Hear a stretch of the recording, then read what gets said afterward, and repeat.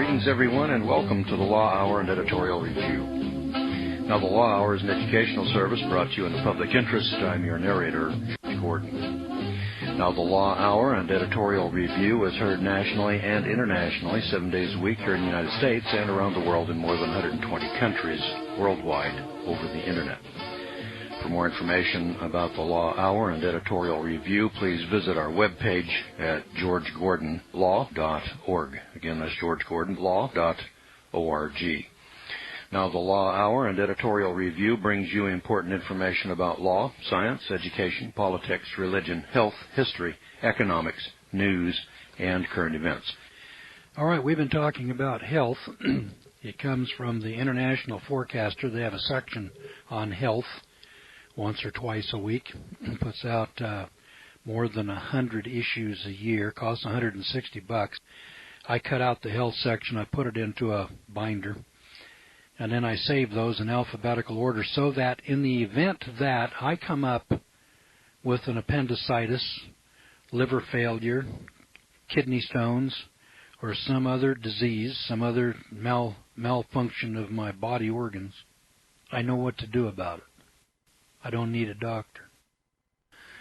Now, I've mentioned that we've become used to this idea of the doctor, and I'm not knocking that. That's fine. I've gotten real used to electricity, and I get a switch over here on the wall. I flip the switch, and the lights come on. But I've got a plan B. When the power goes off, I've got a Coleman gas lantern. Then I've got several more. Of these lanterns. They're kerosene lanterns. And then when all else fails, I've got several buckets of candles. So I've got Plan A, Plan B, and Plan C.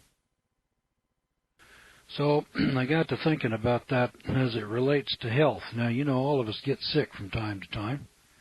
You know, I'm an old man, but I got sick once or twice in my life because I ate bad, and I still do. And you're not going to change any more than I am. None of us are going to change until the pain gets so damn heavy that tears are streaming down our cheeks and sweat's dripping off our nose, and then, by God, everybody wants a solution right now.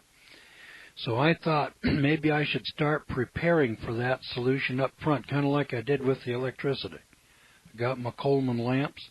I got my kerosene lanterns. I got my candles. I'm all ready when the power goes off. And so when we get through with this economic collapse, which is going to turn into hyperinflation here pretty short, it doesn't take years and years. It just took 5 days in Brazil. 5 days to produce hyperinflation. Now, I don't know when it's coming, and I don't know how fast it's going to occur. I just know that it's coming because Ben Bernanke promised it. By God, when Uncle Ben promises, you can take that to the bank. Now, they said they're not going to opt for deflation. If you wanted my input, I'd say let's go for deflation rather than inflation, because deflation says when there's goods on the shelf, there's not very much money to buy it. But if you can get hold of the money, the goods will be there. That's what history teaches us. Money's hard to come by, but when you come by it, the goods will be there to buy. Hyperinflation tells us a story also. Bad money drives out good, and bad money drives out all the goods and services. So like every country that's ever gone before us into hyperinflation drives all the goods off the shelf. You're going to have lots of money and nothing to buy it, nothing to buy with it. And I say that that's worse than deflation. But I don't make these policies, and my government has already decided we're going to have inflation.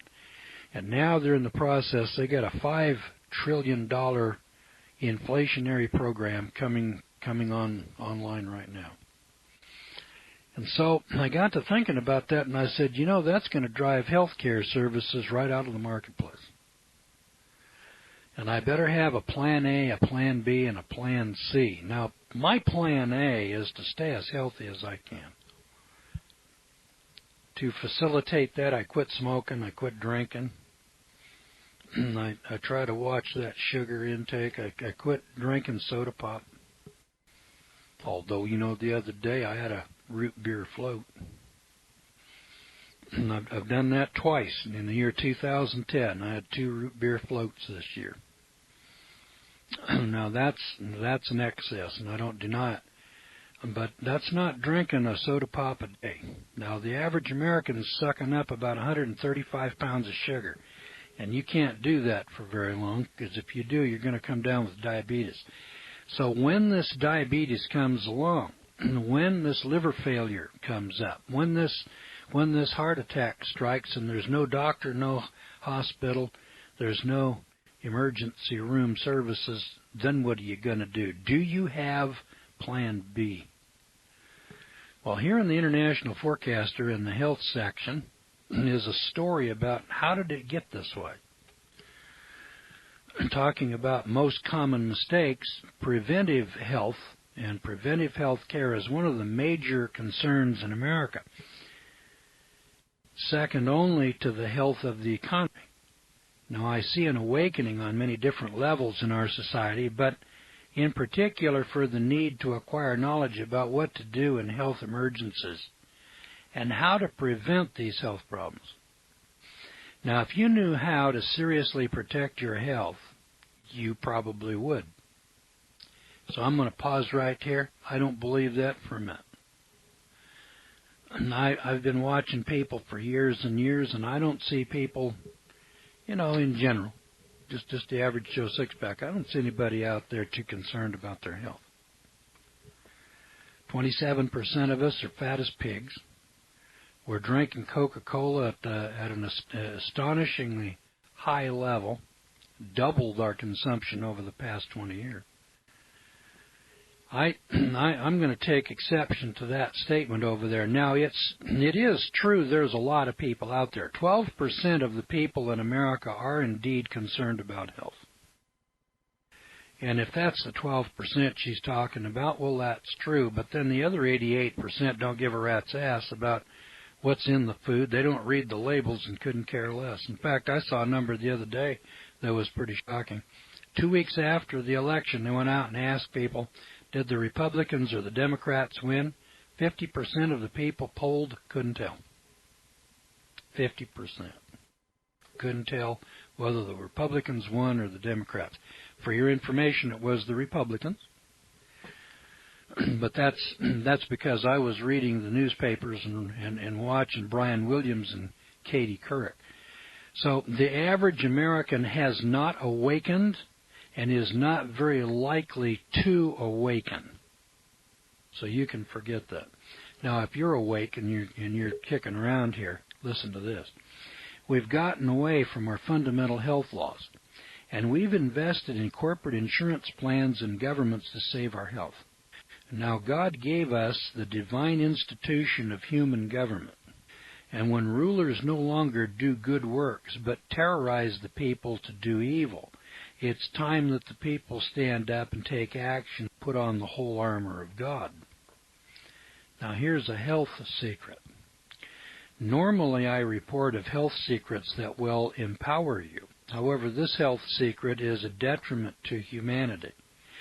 In the early 1900s, the evil of this world developed a system of manipulation to hurt your health.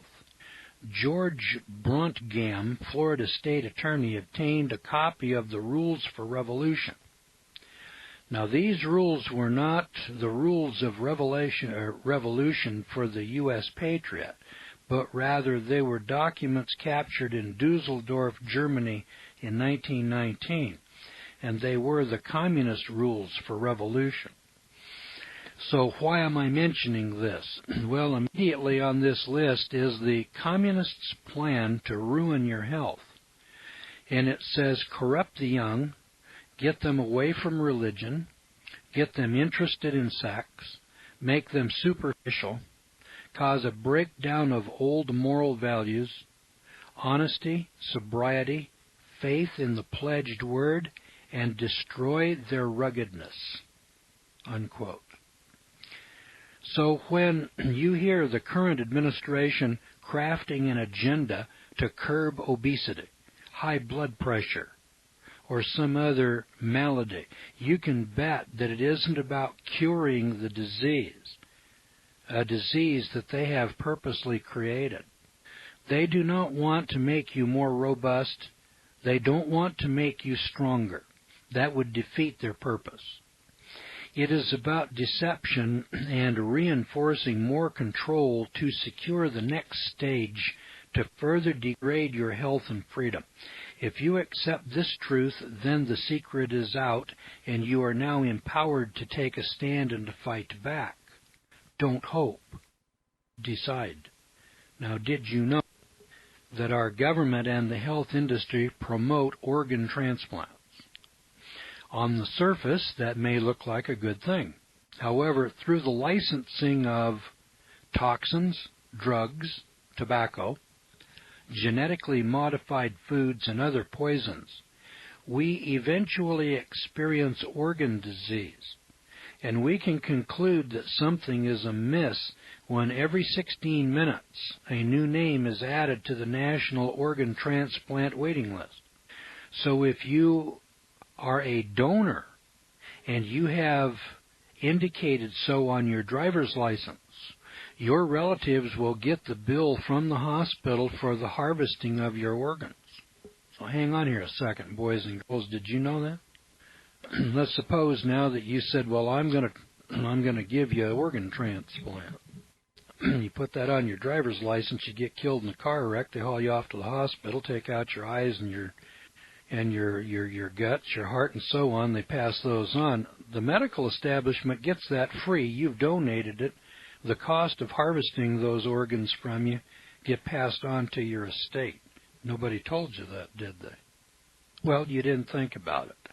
Well, it cost somebody somewhere, some doctor had to cut that heart out and send it on, package it up and send it, didn't they? Who's going to pay for that?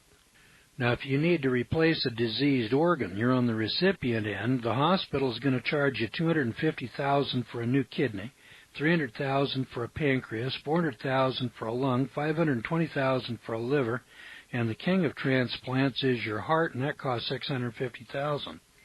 Although all of these organs are donated, obviously there's a financial incentive for hospitals to harvest organs and to perform transplants. So who pays for all of this? The taxpayers do. It's paid for by socialized medicine. So it's your government working with the medical industry, the pharmaceutical companies over here, that stick it to us when we donate it. It's kind of like the Red Cross and their blood donations. See, they come out over the air every once in a while and they say, hey, come on into the Red Cross and donate a pint of blood and do it right away because we're short.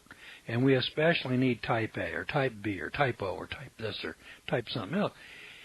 So, you and I, we're Johnny on the spot, and we say, well, let's go in there and do our public duty, and so we give them a pint of blood. They don't pay us a dime for it. Then they take that blood and charge $180 a pint to the guy that's going to receive it on the other end. So they get it for nothing, and then they sell it. That's a hell of a good business. So don't ever think that the doctor, the hospital, the Red Cross, the government, or any of these institutions are in this because they're interested in your health. They're interested in making money. And I don't blame them for being interested in making money. But I think that they ought to buy and pay for those hearts, livers, kidneys. I think that the medical establishment ought to buy and pay cost of goods sold just like we do, If you're the Harley-Davidson dealer, you got to write a check to buy that bike from the factory and put it on your showroom floor. I think the hospital ought to buy and pay for that heart, put it on the showroom floor, and then sell it to the highest bidder. I don't begrudge them that at all, but, they're getting those organs from us free, aren't they? So I just thought somebody ought to bring that to your attention. And then they're going to send you the bill for taking your heart out of your body. That comes out of your estate. Then they're going to give it to this guy over here. And if he can pay for it, they're going to charge $650,000. And if he can't pay for it, then the government will pay for it. That's all of us get to pay for it in our taxes. Isn't that just special? Now we have to do business. We have to pay for our raw materials, pay for our goods, pay for our product. The religious guys, they expect us to donate to them, and the medical guys expect us to donate to them. And then they charge us right up the yin-yang for it, don't they? Now, drug companies benefit also from a lifelong prescription of anti-rejection drugs to the organ recipient. In March of 2009, there was a pending lawsuit where the Center for Organ Recovery and Education was working with Hemet Medical Center in Pennsylvania, and they were accused of removing the organs from an 18-year-old high school student. His name was Gregory Jacobs. Normally, this would not have raised an eyebrow. However, Gregory was not yet pronounced dead, nor did he meet the criteria for being brain dead when his organs were removed. Now, at least 42 states have laws requiring hospitals to have policies and procedures to inform families about organ donation. Gregory's father, Michael Jacobs, alleged that he was asked by hospital staff to sign paperwork for organ donation after they informed him that his son was brain dead. Believing the doctors that his son was, in fact, brain dead, Mr. Jacobs signed the forms. However, hospital records show Gregory was not brain dead and was not pronounced dead until 29 minutes after his organs had been harvested. Medical experts reviewing Gregory's hospital records believe that he would have recovered from his skiing accident. He had a head injury if it were not for harvesting of his organs. So what made Gregory's organs so valuable? Well, was he the correct blood type for individuals on the transplant waiting list? You know, when organ donation forms are signed, it gives the hospital permission to harvest all major organs: heart, liver, lungs, kidneys, and pancreas, unless otherwise stated. You should know that hospitals rank donors, and the most suitable or valuable are young to middle-aged head injury patients. It makes you wonder if the Jacobs case is a rare occurrence. So with this in mind, you should want to take care of your organs and skip the organ replacement and make sure family members know your wishes regarding your organ donation. All right, now tuck that one away in your heart. You got a driver's license in your pocket, and you want to be a good guy, right? So you put on your driver's license, I want to be an organ donor. You're 25, 30 years old. Well, now, did you get these numbers that I just gave you here a minute ago? Let's just write down a couple, three of these and see how much your body's worth. $650 for your heart. $520 for your liver. $250 for your kidney. $300 for your pancreas. $400 for your lungs. So let's see. We've got your kidneys, pancreas, lungs, liver, and heart. 5 organs makes your dead carcass worth $2,120,000. Son, you're worth a hell of a lot more dead than you are alive. Now, you know, there's an old story that goes something like this, you know. Doctors bury their mistakes. Doctors bury their mistakes.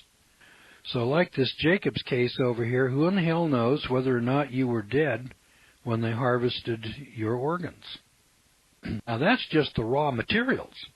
Your dead carcass is worth $2 million. Now they're going to charge that much to those customers. Then the drug companies come in, and they've got this guy for the rest of his life on these anti-rejection drugs. All of this gets paid for, by the way, by the taxpayer. If these people have money or they have insurance, well, then that'll pay it. If they don't, it doesn't make any difference. The government comes in, pays as a last resort. There's no such thing as the hospital gets stiffed or the doctor doesn't get paid. That doesn't happen. So tuck that one away, put that one in your heart. along with this health secret over here. The objective here is to destroy the United States of America, and in the process of destroying the nation, they want to weaken us. They want you to be weak. You know, people that weigh 300-400 pounds are not the kind of people that are going to resist a military takeover. Now, 27% of the population isn't going to rise up and put down or reject a government tyranny. They're going to just line up and shut up and do what they're told. So our enemies have accomplished what they set out to do, at least with that 27%. Now, they've got drugs coming into the country, and they've got the nation hooked on drugs, and the drugs are legal and illegal. It doesn't make any difference to a drug addict. What difference does it make whether you're getting your drugs from Harry down at the corner or you're getting your drugs over at Rexall? 6 drugs now. If you're 65 years or older, on average, you're on 6 prescription medicines. So the people that are 65 years old, on average in the United States, the average Joe Sixpack, 65 years old. The senior citizens on Social Security are all drug addicts, every one of them. Sure, there's an exception here and there, but the general rule of thumb is that all of that population are hooked on drugs. Then you've got the young population, they're on recreational drugs. 27% of us are so damn fat we can't get off of our fat asses off of the couch watching TV. What kind of resistance do you think that the United States of America is going to put up here? Then on top of that, we're bankrupt. We've exported our jobs and outsourced our employment. Our manufacturing base is down to 11%. Used to be 60. Out of our economy, 60% of our economy was manufacturing. Today it's 11. So our enemies have incapacitated us. They have destroyed us. They just haven't announced it to us yet. So I just thought I'd put that out there to you. Now, there's going to be some survivors that come out of this. There always are, just like the Titanic. You know, there's going to be victims, but there's going to be some survivors. And you might want to be one of those survivors. And health is going to be a very important element. You might get shot. You might have some blood loss.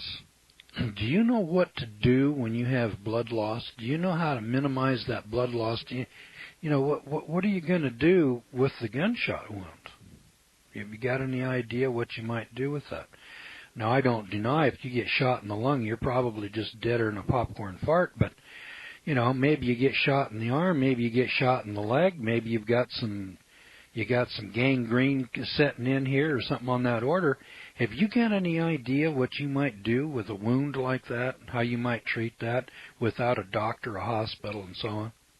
I mean, the average American today, you know, they haven't got a clue. That's why they're running to the doctors constantly.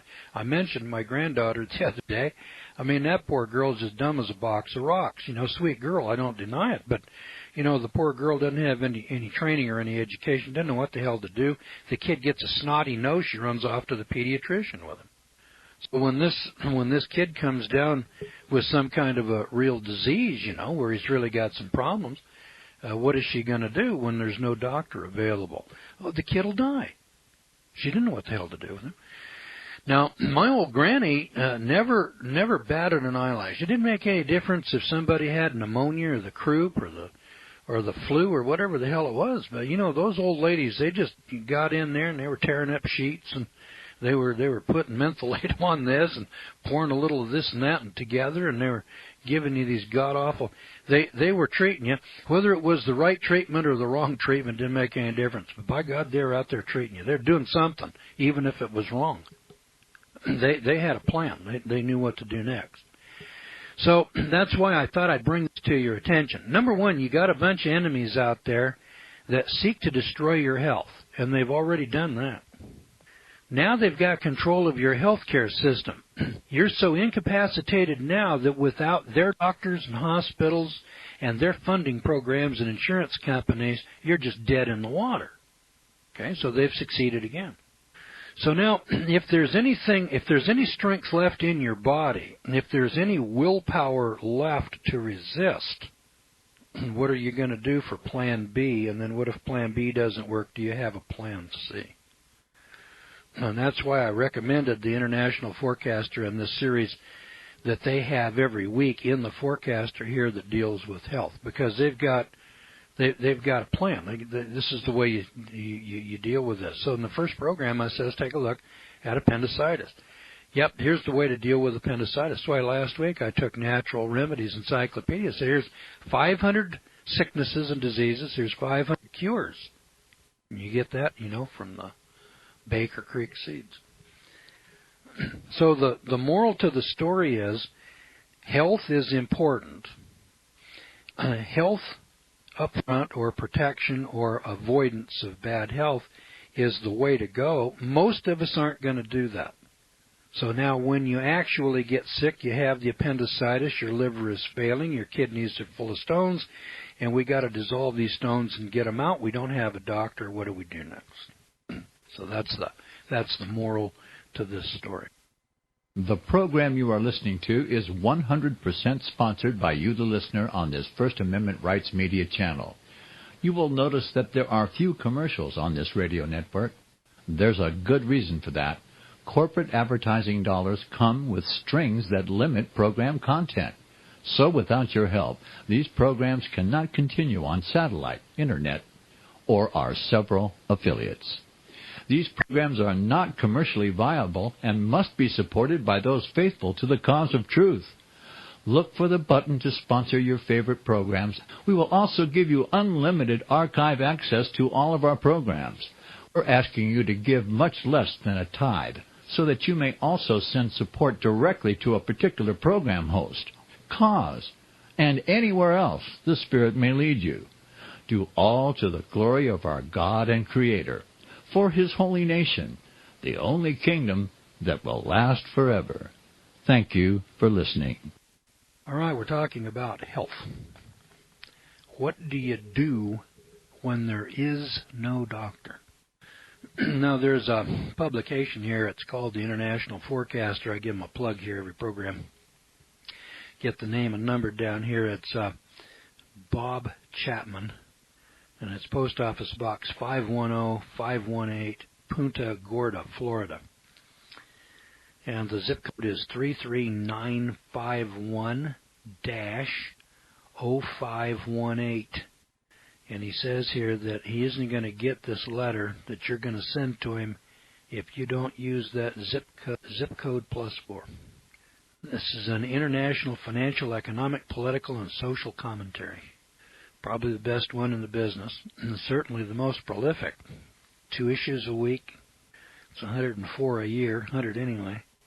And they're at Post Office Box 510518. 6 digits there, 510518. Punta, P-U-N-T-A.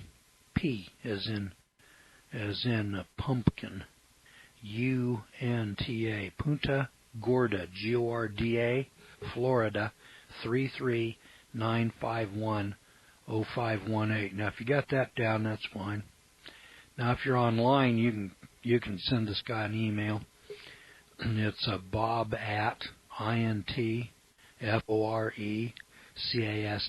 it's all one word, .com. If you want a subscription or renewal, it's INFO at INTFORECASTER.com. All right, so either or. It's $160. Now, a lot of times people say, "Oh my God, $160." It's 5 cents a page, and there's about 3 pages in each one of these issues here that deal with health. So I'm giving you 15 cents. 15 cents each program is what it costs. 15 cents. I mean, come on, guys. That's about as cheap as it gets. Let's not get so damn cheap over here that we throw the baby out with the bathwater. Let me just say this. If you didn't get anything else out of the International Forecaster save for the 2 or 3 pages on health, let's see what this is going to cost you. Let's say you got 100 issues in a year, and you're going to pay $160 for the issue. That's $160 divided by the 100. That costs you $1.60 an issue. $1.60. It's under $2. Each one of these issues contains a section on some vital part of health for $1.60. Where in the hell are you going to go? You couldn't call the damn doctor on the telephone for $1.60 and get the information. The sucker wouldn't give you the information if he knew what it was. And then number two, when you go to his office and you say, hey, I've got this symptom over here, he wants $100. I was in a doctor's office here 10 or 15 years ago, and it was $75 then. I don't go very often, but, every 10 or 15 years I have to go to a doctor, it's like anybody else. The last time I was in there, $75. I can remember going to a dentist, and old Doc Croft charged me $35 to fill a tooth. $35. I was in that sucker the other day. It wasn't Doc Croft, but it was his claimant here in Gainesville. $105 filled one crummy tooth. $105. Now that's not to say that his prices have gone up, but the value of money has sure gone down, hasn't it? We're dealing today. I go to fill up my car, costs $100. When I was a kid, $10 would fill up your car with change back.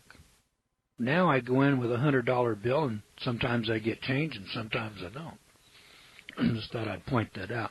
So it's not the price of gas that's gone up; it's the value of your dollar that's gone down. And Ben Bernanke promises that he's going to screw us, blue us, and tattoo us a little bit more. He says he's going to get to us now with hyperinflation. So I say we need a plan. You got to have a plan here.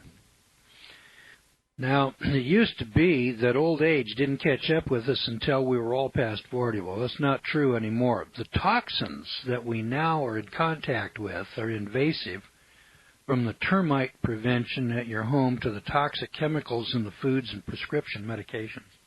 The bombardment of all of these poisons in small amounts eventually takes its toll unless you employ measures to minimize the damage. So here's some countermeasures. Staying healthy is another job on top of all the other jobs that we already have. So I want to help make the job a little easier. I don't think health should be complicated, and we shouldn't have to depend on drugs and the system we now have to manage disease. And I often sum up staying healthy by cleansing away toxins and putting healthier foods in the diet. A cleanse and nourish approach is easier than you think, and it gets us back to the fundamentals of good health. So I'm often asked about what to eat during the organ cleansing process, and we get all kinds of wild ideas about how hard this cleansing is. However, when organ cleansing is done correctly, it's a gentle yet effective way of removing these poison toxins and the risk of disease. Here's some fundamental tips when cleansing the bowel, urinary, prostate, liver, gallbladder, and blood. During detoxification, you'll want to avoid some types of foods, such as processed sugar and salt.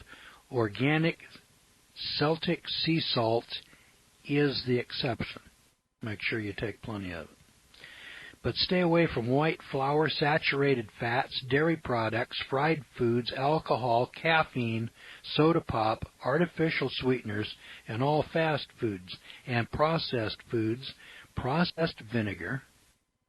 Now, the exception is organic apple cider vinegar is good. And foods with preservatives and colorings and artificial flavorings. God, that takes away Krispy Kremes, doesn't it? Now, these foods are toxic, and they cause allergies. Also, enriched or fortified foods can also be a problem. The removal of nutrition during processing and then adding the nutrition back destroys the nutritional balance, and it's never the same. It's time to think about simple foods.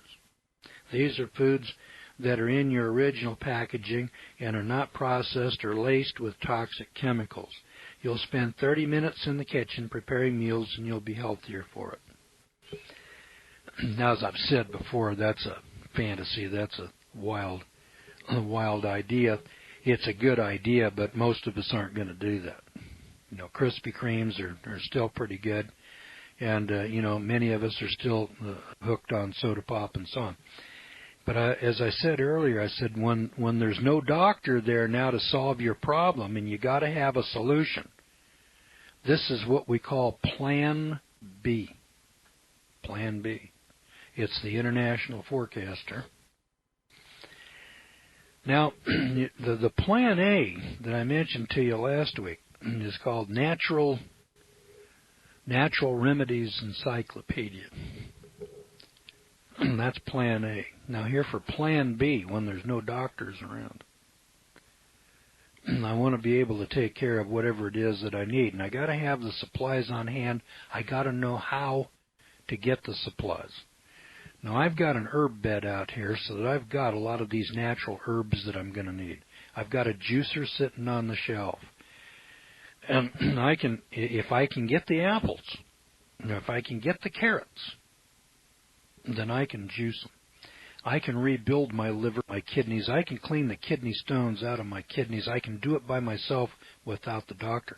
I don't deny now that kidney stones with that ultrasound now is a hell of a neat idea. I like that. In fact, they got a new process up here now, the allopathic medical doctors.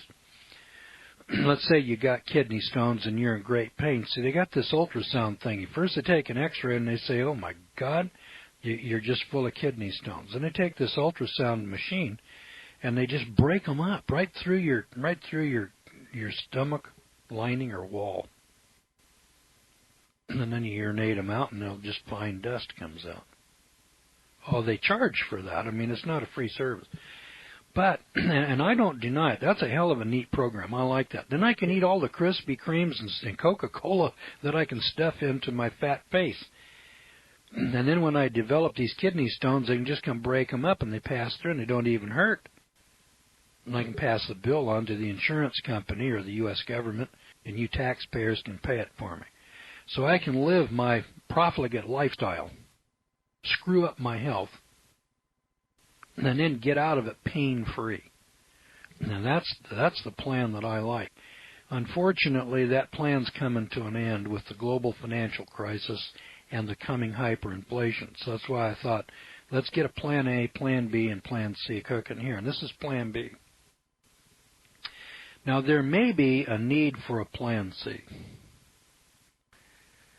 So as I tell my students here in subsistence and survival, we need Plan A, Plan B, and Plan C. If Plan C fails, God intended for you to die. So, Plan A, you should have a Plan B. There's an old story that goes something like this. This guy's listening to the radio and it says, my God, there's a flood coming, evacuate. So this guy says, Jesus will protect me. So he doesn't evacuate. Sure enough, the flood comes, fills his house. So he flees to the roof of his house. So pretty soon a helicopter comes by. And guy says, hey, jump on here and we'll haul you away. He says, no, Jesus will protect me. So he stays on the roof and the water gets higher and higher. And pretty soon a boat comes by and the guy says, hey, jump in the boat. And the guy says, no, I don't need to. Jesus will save me. And so the guy goes off with the boat and pretty soon the house floats away. The guy drowns. He shows up at the pearly gates and he says to St. Peter, he says, hey, what happened here? How come you let me die? And St. Peter said, we sent a helicopter and a boat. Well, wake up and smell the coffee here, kids. Ben Bernanke says he's promising hyperinflation. You've already got a global financial crisis. Your healthcare system's just been taken over by the federal government. This thing's coming to an end, and when it comes to an end, we need to have a solution. So let's see what we can do about that. Now, there was one more story in here I wanted to cover here. It dealt with a thing here. I thought I was dealing with, here it is. Good food. A thing here called alfalfa. Listen to this story. I've often mentioned that man has observed what animals eat to find what foods are safe and unsafe to eat. Well, alfalfa is a good animal food. Animals love to eat, and it's also indigenous to the Middle East and Asia. However, it's been traced to its origins in Armenia, where they fed it to thoroughbred horses because of its healing properties. The Arabs call alfalfa al-fakka, and was known as the father of all herbs. They fed alfalfa to their horses to make them swift and strong. Well, by the 16th century, alfalfa had made its way into England, and in 1736 the British brought alfalfa to North America during the establishment of 13 colonies. However, it was the Spanish that introduced alfalfa to the people of the Great Plains as a forage crop. The Chinese discovered a few of alfalfa's nutritional and medicinal benefits. The Chinese people, after observing that cattle love to eat alfalfa, investigated this blue-green leafy plant with its yellow flowers.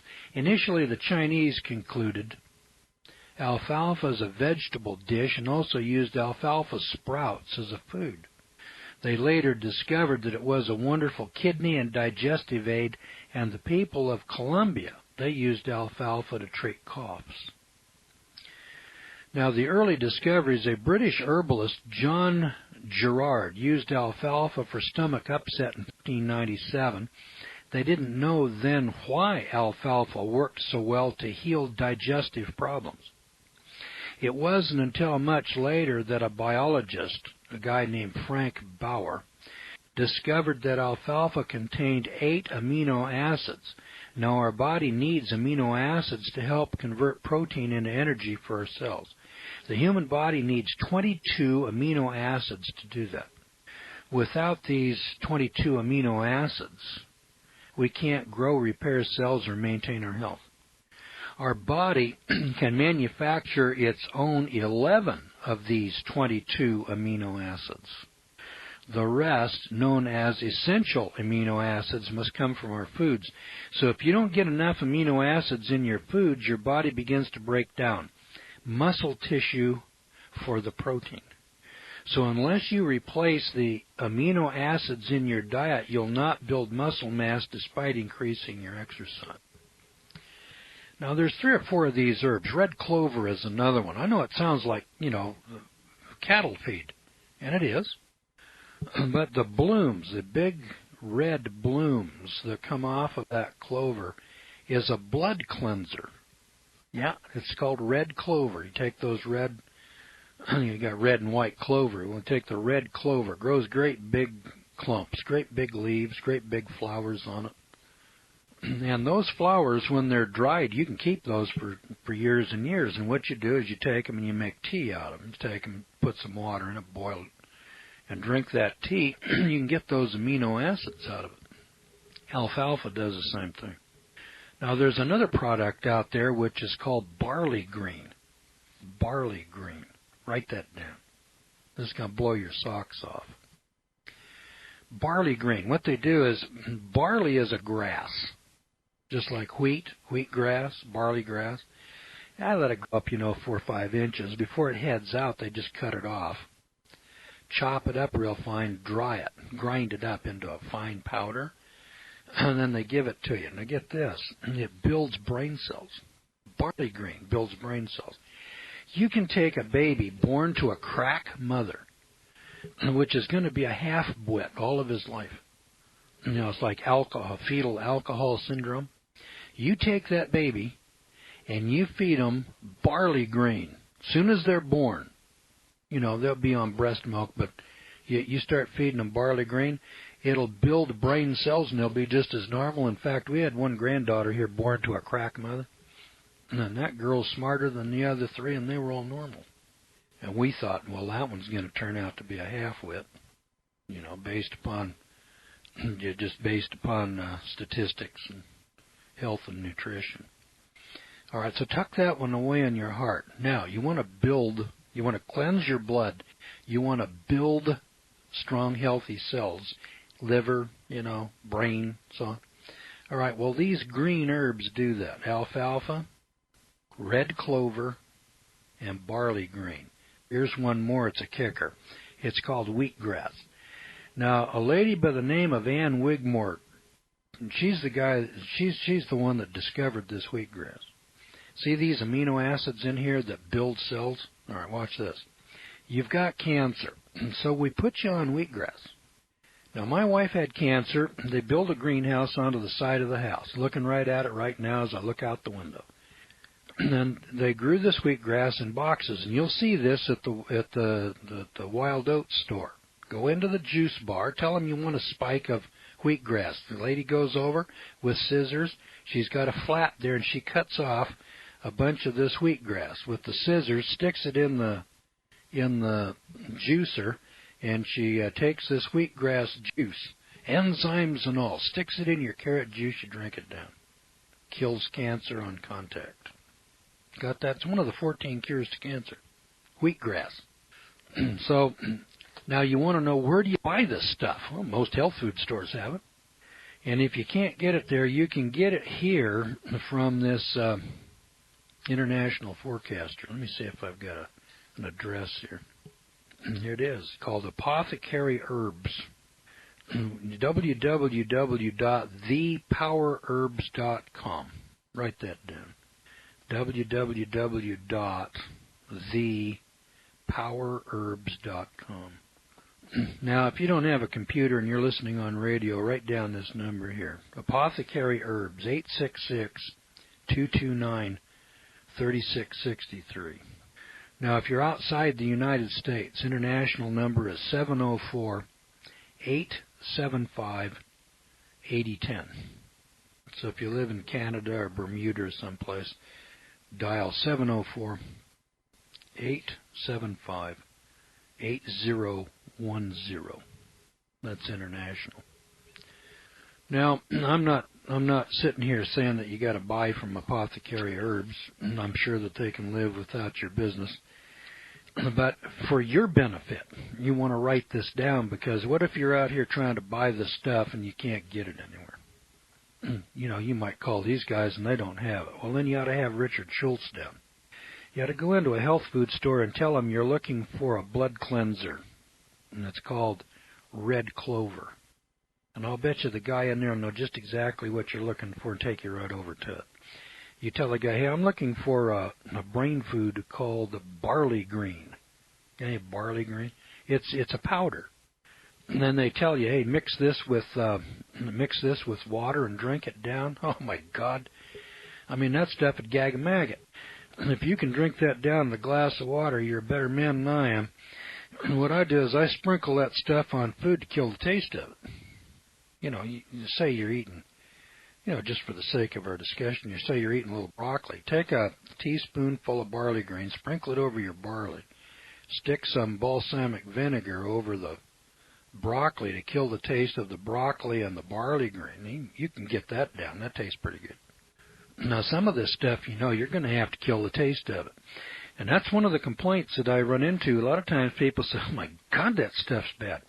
Hey, you've been eating Ben and Jerry's ice cream for so long here, partner, that when you eat real food, it tastes bad. And I don't deny it. You know, Hershey bars and Coca-Cola really go well together. And Brussels sprouts and barley grain don't. There isn't anybody that I ever met wants to eat Brussels sprouts and barley grain. But I want to tell you that if you want to build strong, healthy cells, Ben and Jerry and Coca-Cola won't do it. This is where life's at. Tastes good. I don't deny it. But you ain't going to build any cells. You're not going to build any organs. You're not going to build any health with Coca-Cola and Ben and Jerry. It ain't going to happen. So go ahead and eat the Ben and Jerry's and drink the Cokes and have a good time. But I'm just telling you that at some point in time here, that's going to get shut off, and when it does, you got to have a solution to the problem. And when we get down to solutions to the problem, this is where the rubber meets the road. You got Plan A, and that's Natural Remedies Encyclopedia. That was last week. This week, you got the International Forecaster. Okay. And we're dealing here with alfalfa. On the record, alfalfa has been known to help with the following diseases: bladder inflammation, dropsy, fluid retention, heart disease, sinusitis, lung disorders, various digestive problems, arthritis, hair problems, high blood pressure, and that's just to name a few.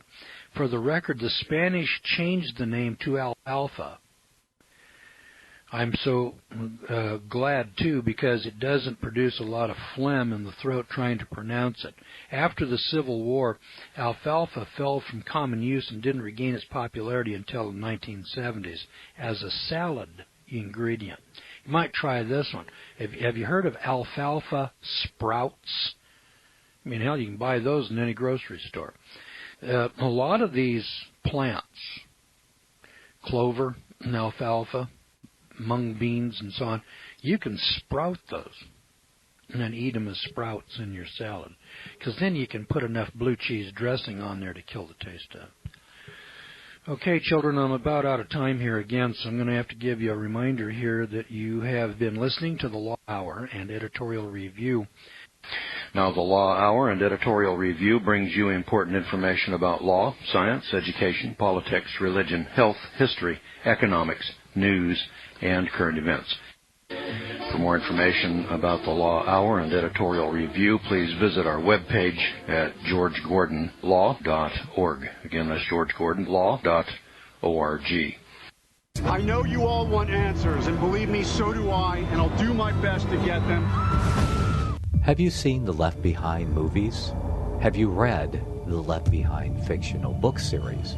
Not everyone believes Left Behind is true prophecy. Some may even regard as conspiratorial the mainstream re-release of the Left Behind movie with actor Nicolas Cage portraying the main character as an attempt to further reinforce in the minds of all this perception of false prophecy in order to condition the masses for the play about to begin. Because they see the world stage shaping to fulfill what they have been led to believe is sound biblical interpretation, a left-behind rapture scenario, this false view of prophecy is reinforced in the mind, not only of its adherents, but also includes those who have been merely exposed to the specific media. Is it possible that false prophecy can be fulfilled? The rapture theories have always been in dispute. Pre-trib, mid-trib, and post-trib disputes have risen up in exclusively evangelical circles of recent history, so that when true believers don't suddenly disappear, this element will easily go by the wayside when all see a new Jewish temple begin to be built. Will this be part of the great delusion that will come upon the whole earth? It seems that this great prophetic delusion has already overcome practically the entire American evangelical and Christian world. Get the book, The Rapture Will Be Canceled. To learn more, visit crosstheborder.org. That's CROSS, crosstheborder.org.